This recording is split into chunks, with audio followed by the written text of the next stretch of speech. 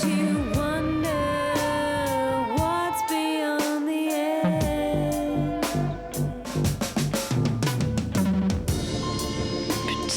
After over 5 years singing with New Zealand dub band Rhombus, Raashi Malik is no stranger to the stage. But a studio in downtown Wellington is where she spends most of her time these days, pursuing a solo career. Just be patient.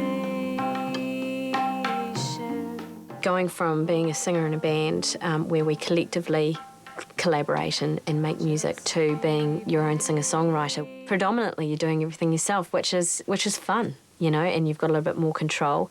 And it's only me that I have to impress, really. So as long as I like it, then let's go for it, let's try it. And the first result of this musical trial is a self-titled EP of recordings that reflect her musical progression over the years. I describe my EP as a mixture of soul, jazz, world fusion.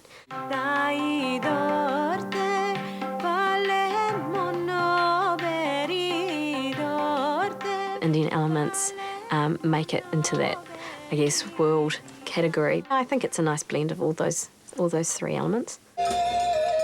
Many of the tracks from Raashi's EP are inspired by a trip to India she made 7 years ago to learn local folk songs. In 2006, Creative New Zealand funded her to return to India and record the songs with local musicians. They were all perfectionists. If they wanted to absolutely nail their parts, and you know, and if they had to do it again and again and again, they would, which was amazing. We went there with a purpose to record, and that was fun, you know, as opposed to travelling or visiting family. So recording, playing gigs, I mean, it was just such an eye-opener and thoroughly enjoyable. Although the EP has been a while in the making, musicians from Wellington have kept faith in Raashi's ability to go solo. I think it's a great decision. It really gave her a chance to concentrate on her own original material, and she is still doing bits and pieces with Rhombus. But yeah, I think it's been really good for her career. I really enjoyed playing around with her arrangements and adding another dynamic using the mixing desk. And not only are all these people extremely talented, but we play together really well. And I think that makes a difference. For me, I like to feel, you know, comfortable with the people that are in the recording studio. Stimulate my senses. Raashi also comfortably switches between music, a day job at Weta, and motherhood, and she'd have it no other way.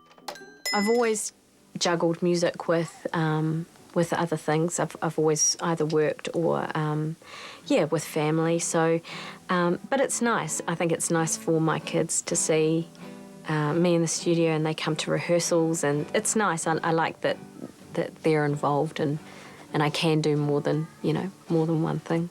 One thing that makes that juggling easier is her family's shared love of music and the solid support of her husband, accomplished producer Rian Sheehan. It's amazing having that source of knowledge that you can constantly refer to, you know, in terms of maybe it's a technical question, maybe it's a musicianship question, and it's just a matter of turning to him or yelling upstairs and say, hey, what do you think about this?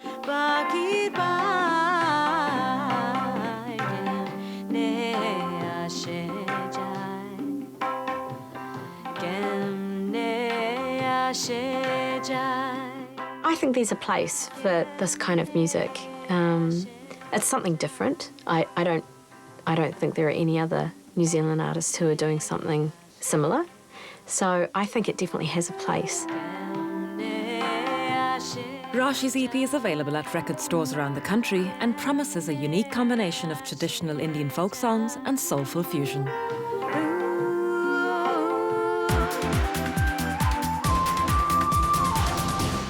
Well, that's it from us this week on Asia Down Under. Thank you for watching.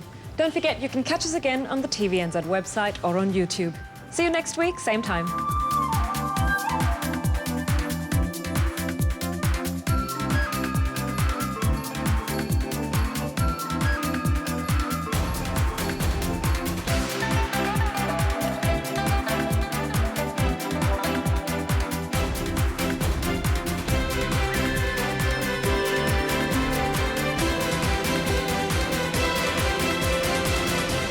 This programme was made with funding from New Zealand On Air.